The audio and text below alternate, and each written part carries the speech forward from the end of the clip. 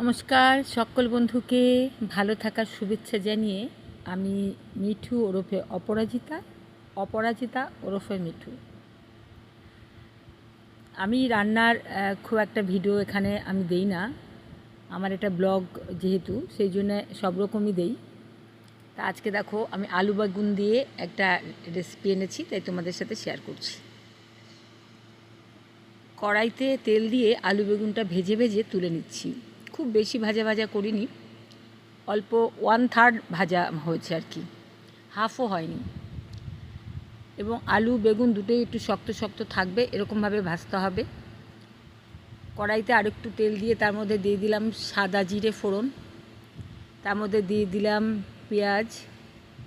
পেঁয়াজ বেশ অনেকটাই দিয়েছি, কেন কি এই রান্নাটা আজকে আমি একটু পেঁয়াজ দিয়ে করছি।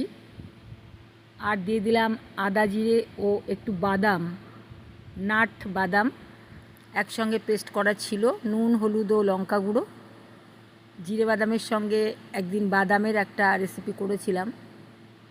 দিয়ে দিলাম কয়েকটা কাঁচা লঙ্কা এবং ভেজে রাখা আলু বেগুনটা। মশলার সঙ্গে একসাথে সব কিছু দিয়ে খুব সুন্দর করে কষিয়ে নেব। এইভাবে কষিয়ে নিলে কিন্তু খেতে খুব সুস্বাদু হয়।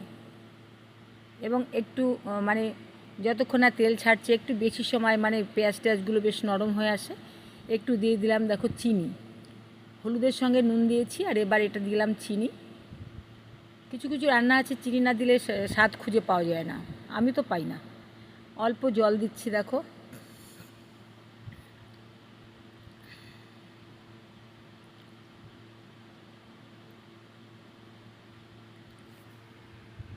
এটা হচ্ছে একটা মাছের রেসিপি হবে, কিন্তু মাছ ভাজা তোমাদের দেখানো হয়নি।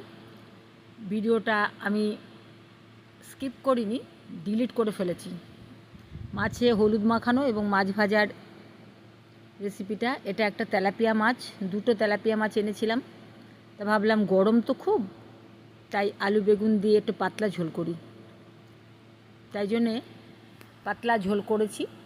খুব বেশি ঝোলও দেয়নি, আবার একদম যে খুব একদম ভাজা ভাজা হবে তাও না, অল্প ঝোলের গ্রেভিতে আমি আজকে রান্নাটা কমপ্লিট করলাম। দেখো নামিয়ে নিয়েছি, খেতে কিন্তু দারুণ হয়েছিল, অসাধারণ হয়েছিল।